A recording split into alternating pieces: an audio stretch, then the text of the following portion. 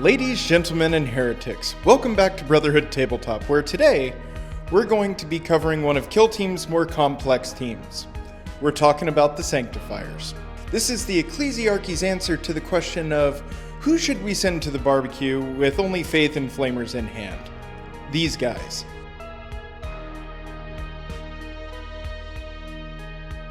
The Sanctifiers aren't elite Astartes. They're not even Sisters of Battle. No power armor? No problem. They're preachers, pilgrims, death cult weirdos, and one very angry flying baby.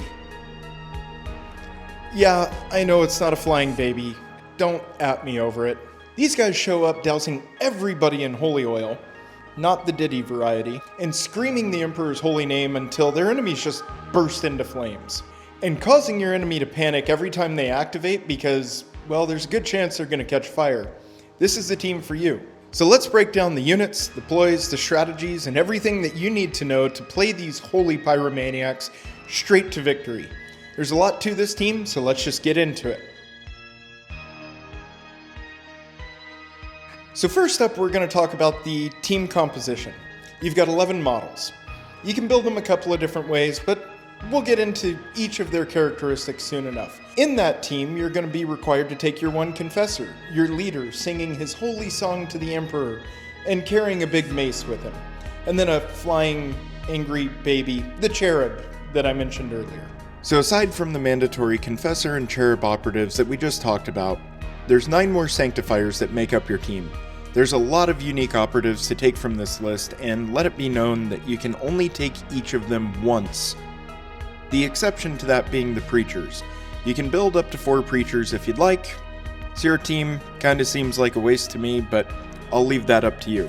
We'll get into the data cards here in a minute discussing what each operative does, but first let's get into what the team's rules are. So the first faction rule we really need to cover is the Ministorum Sermon. So in the Gambit phase, you need to select one of your Sanctifiers to be your orator.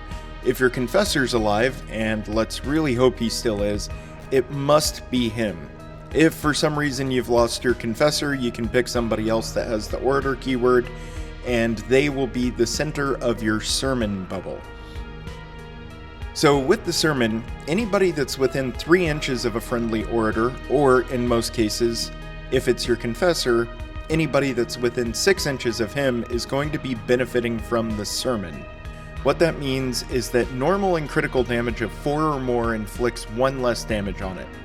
This is super critical to keeping your team alive, as most of them are 7 wounds, some of them have a little bit higher, but damage reduction is always key with horde armies. So be sure to utilize that sermon bubble and keep the units that you want to keep alive inside of it as much as possible.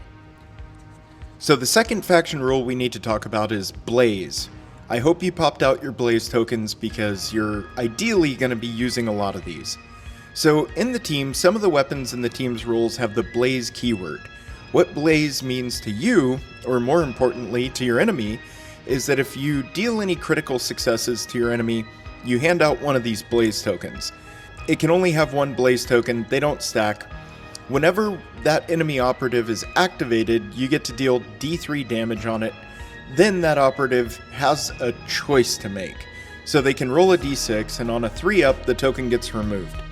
Or they can subtract 1 from the operative's APL stat until the end of that activation to remove that token. It's a double-edged sword, and they have a choice to make. Hopefully you're putting these Blaze tokens on as many enemies as possible because you can chip away at their health with each activation. Then, your enemy still has to choose what they're going to do to deal with it. Alright, so we've covered both of the team's faction roles. Let's get into the nitty-gritty. And first up is the Confessor. This guy's your leader, and you want to make sure that he stays alive. He's got 2 APL, 6 inches of movement, 5-up saves, 10 wounds. He's only got a melee weapon, but ideally you're not throwing this guy into melee unless you absolutely have to. His Mace of Censure gets 4 attacks, hitting on 3s, 5/5 damage with Brutal and Shock. It's nothing to scoff at, but again, try not to throw him into melee unless you absolutely have to. Where he really shines is his 2 abilities, the first of which is called Lead the Procession. So in every turning point after the first, 2nd onwards, whenever this operative is in order, and he must be if he's still alive, and he's moving, so charging, falling back, repositioning, during his activation, you get to use this rule. He's got his 6-inch sermon bubble. It's 3 inches for other orders, but 6 inches for him. And any operative, friendly operative, that is within that bubble and is also visible to him, after he ends his movement of charging, falling back, or repositioning, you can then move each of those visible operatives up to 3 inches, but they must move forward with him and end their movement within the bubble of the sermon.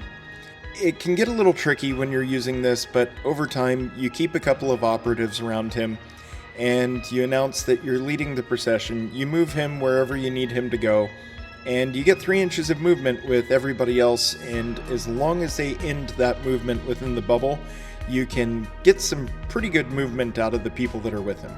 The second ability that the Confessor has is a once per battle rule called Commanding Declamation. So whenever an enemy op would perform an action during an activation or counteraction, and is visible to him and within 6 inches of the operative, essentially within his sermon, you can use the rule. If you do, roll a d6, and if the result is higher than the enemy operative's APL stat, you get to interrupt that action. It can no longer perform that action during that activation or counteraction, and the AP spent on it doesn't get refunded. Too bad, so sad, sucks for you. It's a once per battle trick, but it is pretty handy, and if you're using it on a counteraction, that person's counteraction ends. So bear that in mind and use it wisely. So the only other mandatory operative you must take with this team is the Cherub. I'll stop referring to it as a flying angry baby. I mean, he's got a goatee and a Guy Fieri haircut, so he's earned it at this point. 2 APL, 7 inches of movement, 5 up saves, and 5 wounds. He's super fragile, so protect him as much as you can. Again, melee only, he's got the Incentivizer. It's his cattle prod that he uses to incentivize everybody on the team. 3 attacks, hitting on 5s, 1-3 damage with shock. I would not suggest getting into melee unless you're using him as bait. The Cherub has some unique rules to him. Basically, whenever he's controlling an objective marker, he is treated as having 1 APL. Don't use him to hold objectives. It's not a good idea unless there's 0 danger of somebody coming in to try to contest it.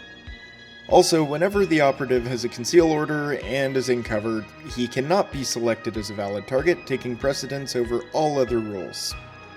This helps keep him alive. Use it to your benefit. He also cannot use any other weapons that aren't on his data card, so grenades are out, and he can't perform any other unique action other than incentivize. We'll get to incentivize here in a second, but you also need to know that he has the fly keyword. It's standard fly. Whenever he charges, falls back, or repositions, he gets to fly. You remove him off the battlefield, move him somewhere within his range of movement, and as long as he's wholly within that range, he gets to ignore terrain and anything in his way. You don't get any additional distance while performing fly with the charge action. Again, I wouldn't suggest charging with him, but you do you. Where the Cherub gets to be useful is with the Incentivize action. It's a 1 AP cost support action, and basically he gets to poker prod any friendly operatives within 2 inches of him, incentivizing them, giving them an additional 1 APL till the end of their next activation. So obviously he can't perform this while within control range of an enemy operative, but if you plan this out accordingly, you can be passing APL to all of your important units turn 1 onwards.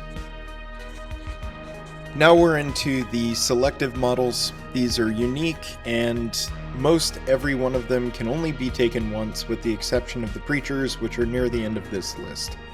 First up is the Conflagrator, 2 APL, 6 inches of movement, saving on 5, 7 wounds. He's got 2 shooting profiles, both of which are twin hand flamers, but he's got 2 different profiles to use them with. One is focused and one is twin torrent. They both have 4 attacks, hitting on 2s, 3-3 damage.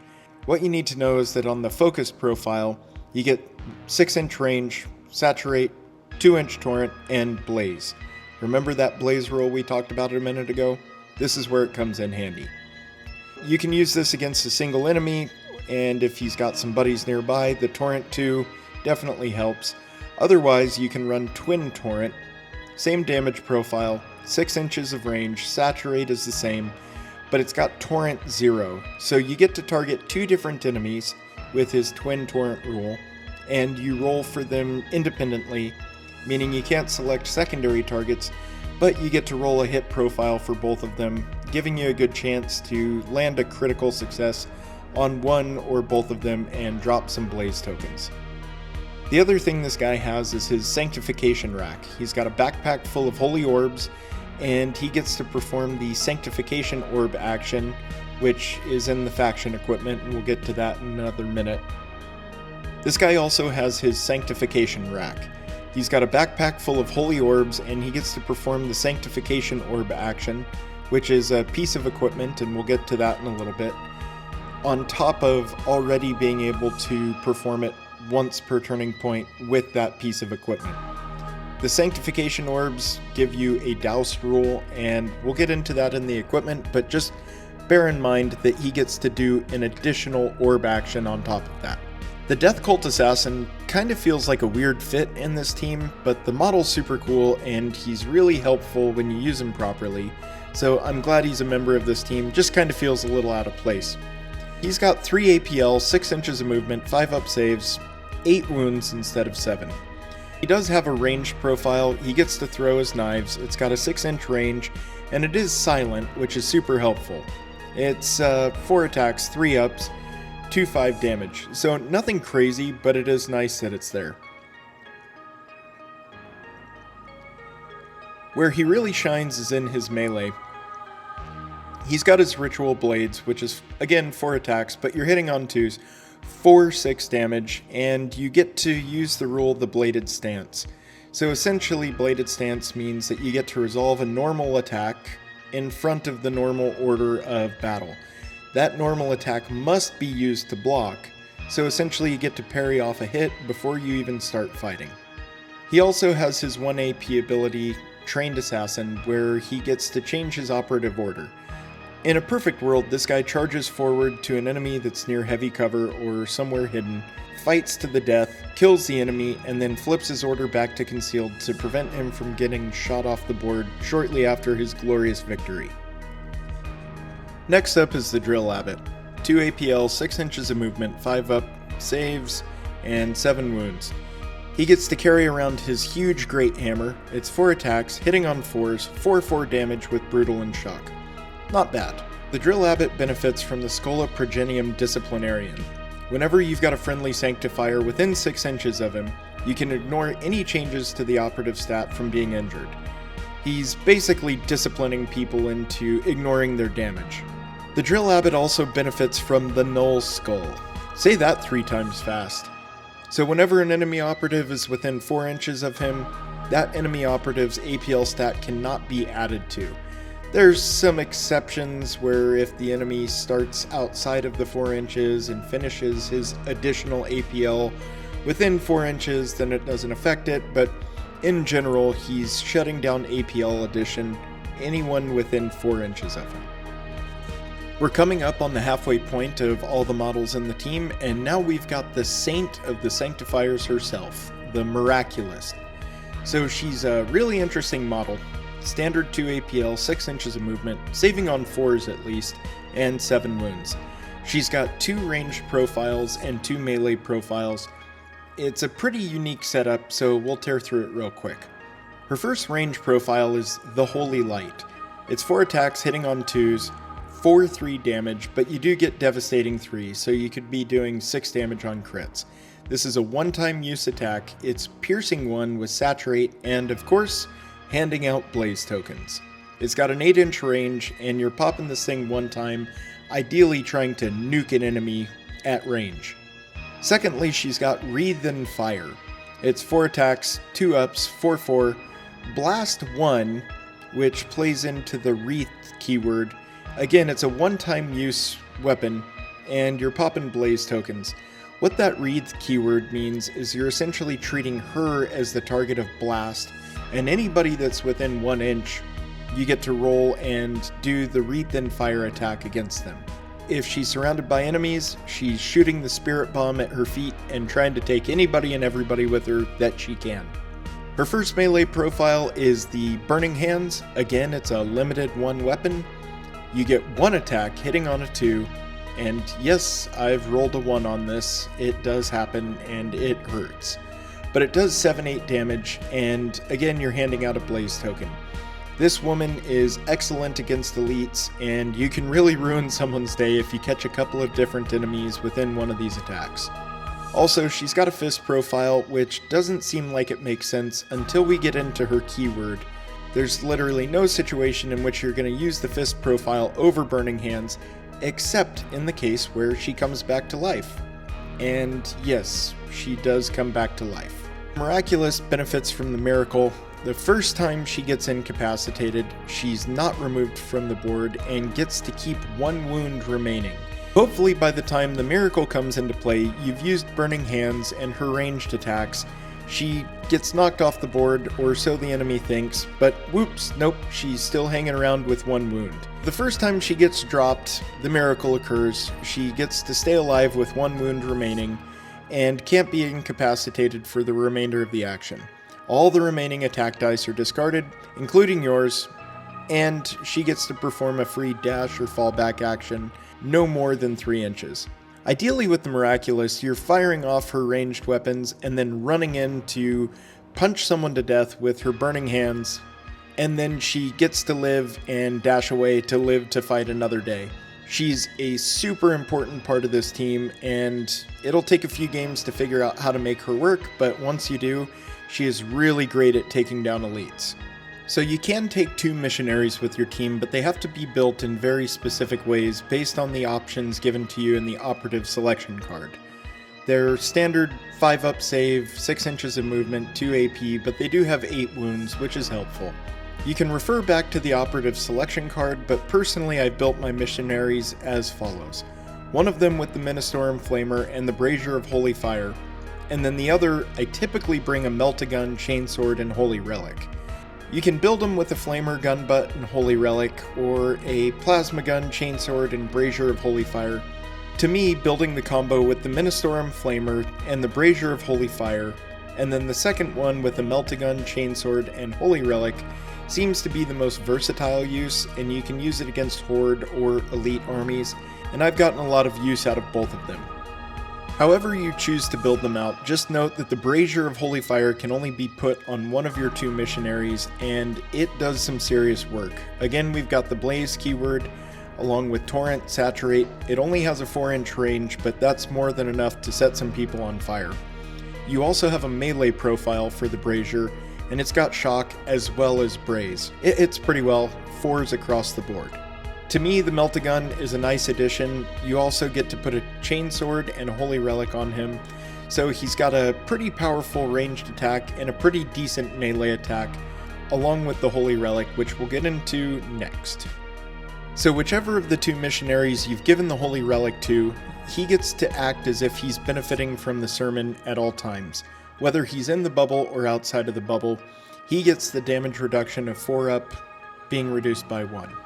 The missionaries also benefit from Spread the Word of the God Emperor, and whenever either of them is more than 6 inches away from any other friendly operative, all of the weapons have the Severe Weapon rule, which is a really nice addition to their weapon profiles. And then we have the Fanatical Persecutor. 2 AP, 6 inches of move, 5-up save, 7 wounds. He's got a Hand Flamer for a ranged attack, 4 attacks hitting on 3s, 3/3 damage, 6 inches of range, but it also gets the effect of the Blaze tokens. Where the Persecutor really shines is with his massive Chainsword, the Eviscerator. 4 attacks hitting on 4s, 5/6 with Brutal. Couple that with the Merciless Castigation. So the first time this guy goes in and fights, if neither of the operatives are incapacitated during the fight, he gets to perform a free fight action afterwards, and that takes precedence over all other action restrictions. pairing him off against an Astartes or some other elite is a good idea because you get to fight twice and hopefully you get to keep him alive until he gets to do that second fight. He also has the Fanatical Retribution, so if he is incapacitated during the fight action, you get to land one final blow before he's removed from the battlefield. It's not specified that it has to be normal only, so if you've got any critical successes left, you can hit them on the way out. I've used this guy to take down some big bosses in the Tyranid narrative mode, and it's a pretty cool thematic feel when you do.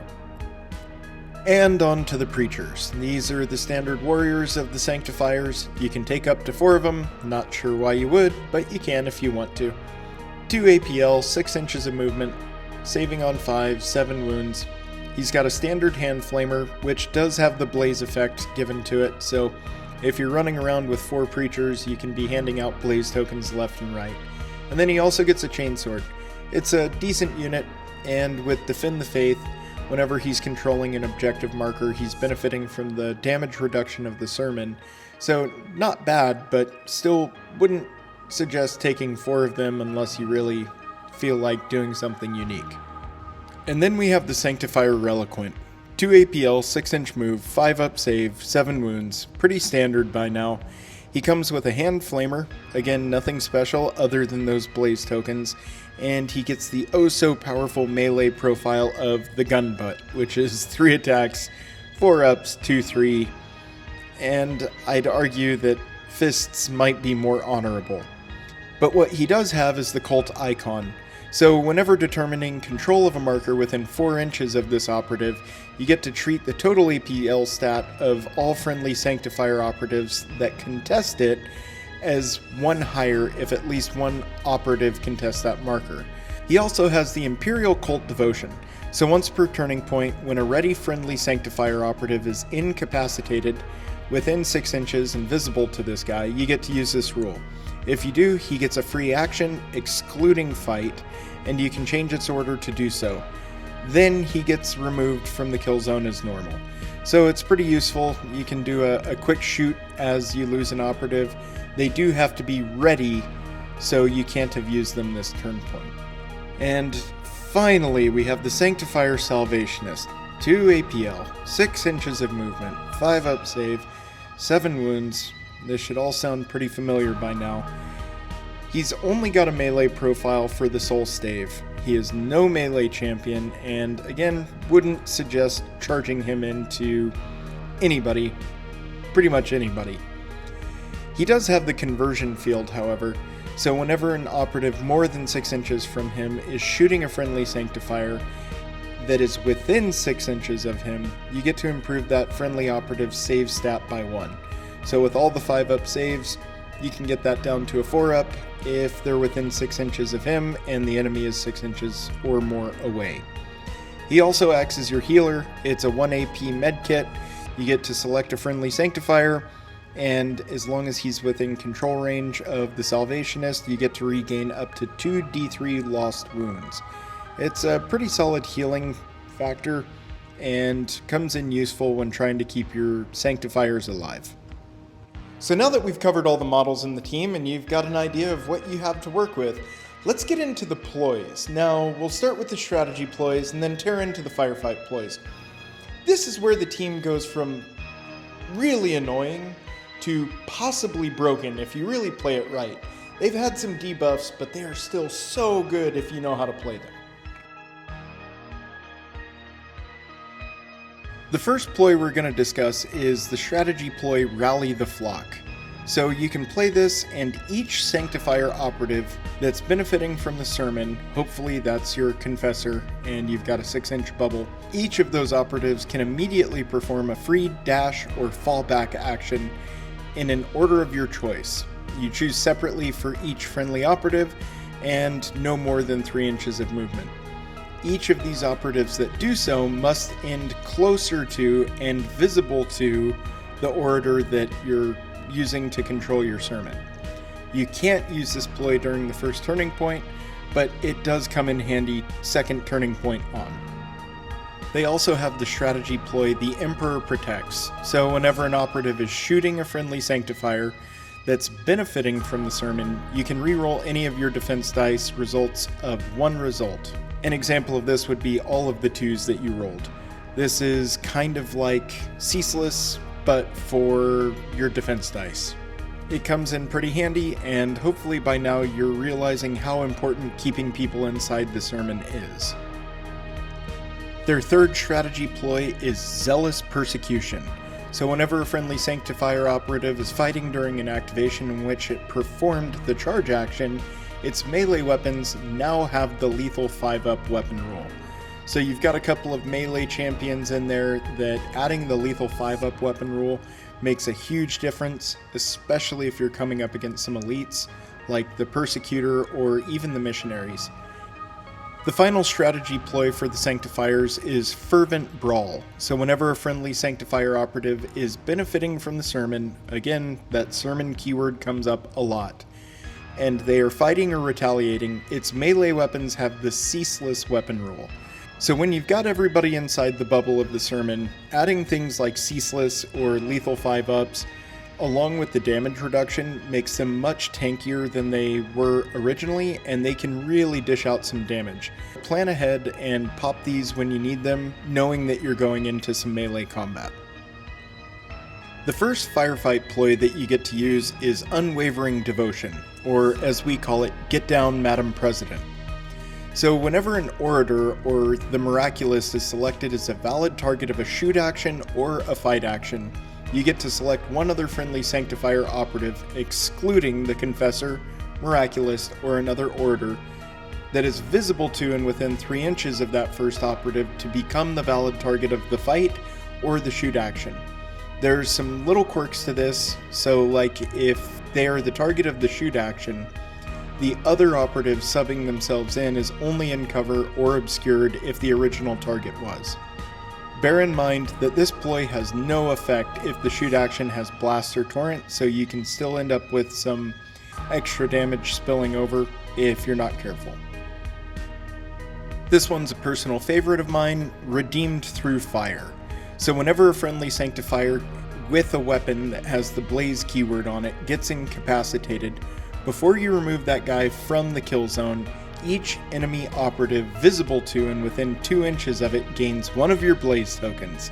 This is a really fun one to use when you charge in a missionary or someone else rocking the Blaze keyword, and you throw them into a group of 2 or 3 enemies knowing that you're going to take some of them out with you.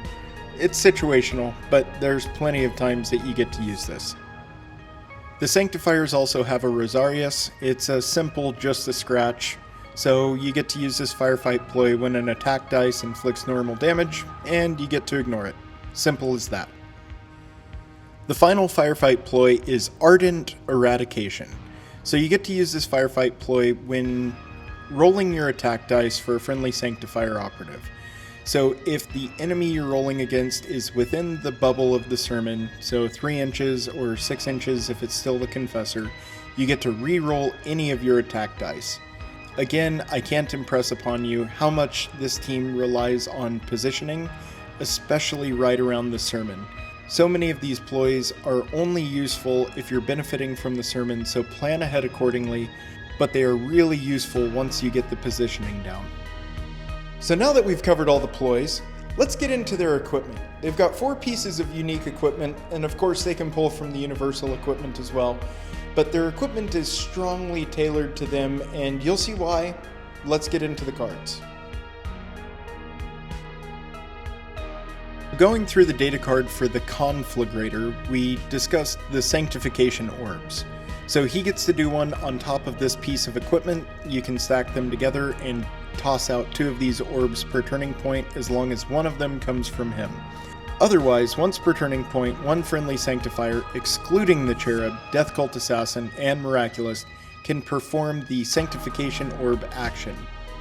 So the Sanctification Orb is a 1 AP action. You get to select an enemy operative visible to and within 6 inches of whoever you're using it with. That operative and each other enemy within 1 inch of it takes a Doused test.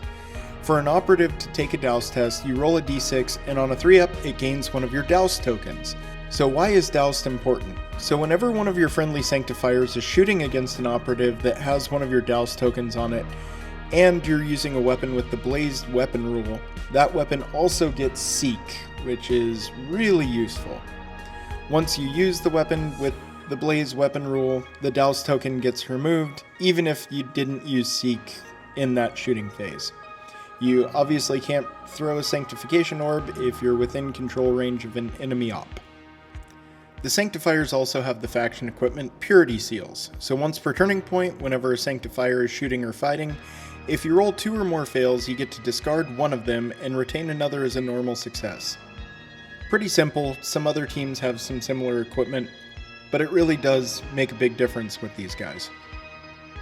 The third piece of faction equipment is the Imperial Cult Symbols, so once per turning point you can use this equipment, and as long as the operative you're using it with is benefiting from the sermon, whenever you collect your defense dice you get to use this rule. If you do, change one of your attacker's retained critical successes to a normal success. Doesn't change any of the weapon rules they've already used, but it does drop that critical down and reduces damage and whatever else is coming with it. Finally, there's the Ecclesiarchy texts. The wordage on this has changed and it's made it a little more difficult to pull off, but in the ready step of each strategy phase, before the gambits, you roll 3d6. If the result of all 3d6 is less than the remaining wounds of a friendly Orator operative, you get to gain 1 extra CP. Again, this notes that it's done before the gambit step, so if there isn't a valid Orator operative, you cannot use the rule during that turning point. Hopefully you still have your Confessor alive with all 10 of his wounds, and you're able to pull off a 9. You kind of have a 50-50 shot here, and like I said, it's made a little more difficult as they errated this card, but it's still pretty doable and worth taking in most cases. So now that we've covered all of their data cards, let's get into their playstyle. A couple of tips and tricks in order to get you going as you learn this team. So their playstyle is very aggressive. It's a horde team, but you need to stack them together in order to maximize their efficiency. So in the early game, you want to use your preachers to screen. You want to advance your aura forward, keep everybody together, and prep for the next turn. Get your flamers into position and have them start tagging anybody that's available. Use your cherub to pass some APL and start moving pieces into position, anticipating turn 2 that you're going to be able to do some serious damage with flamers. Now once you're in the mid game, you want to trigger lead the procession. Bring everybody forward and advance aggressively. Keep your people together. Again, do your best to keep everybody within that aura. Let the Miraculist or the Persecutor, personal favorite of mine, do their work in melee. Get your flamers set up, start tagging and dousing anybody and everybody you can. This is where you're going to start popping ploys, you're going to keep people alive, and buff your team as much as you can. These guys hit way above their weight limit, and don't be afraid to pop Fervent Brawl or the Emperor Protects once the shooting starts. Keeping people alive is a huge part of this. Of course you're going to have to trade units, but trade them wisely. Once in the late game, you're going to want to use Rally the Flock to keep everybody positioned where you need them. And in the late game, don't forget that this is a team of martyrs. Get in there and start taking people down. Score as many points as you can, and don't be afraid to overwhelm the enemy. You're late in the game, so utilize those numbers to your advantage. So a couple of tips and tricks to get you off the ground with this team, hopefully lead you to victory early on.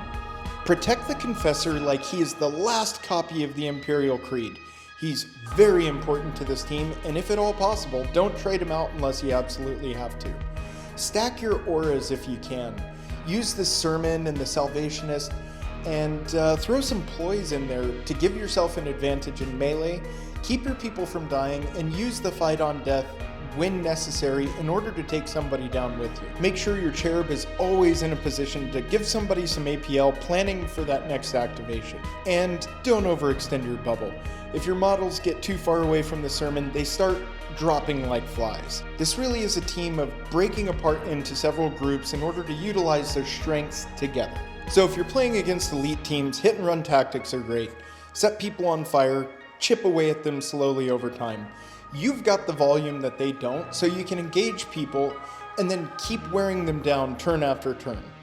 And if you happen to be playing against another Horde army where these guys really shine, your specialists come into play and just pin them down one by one until you've eventually, especially with the Blaze tokens, worn them down to where they have become severely inefficient and regret coming up against the Sanctifiers. The Sanctifiers require timing your ploys, a bit of faithful aggression, and a lot of practice. They're not the easiest team to learn, but when it clicks, watching your enemy panic as they activate models that just burn to death, oh, chef's kiss. It's a great team.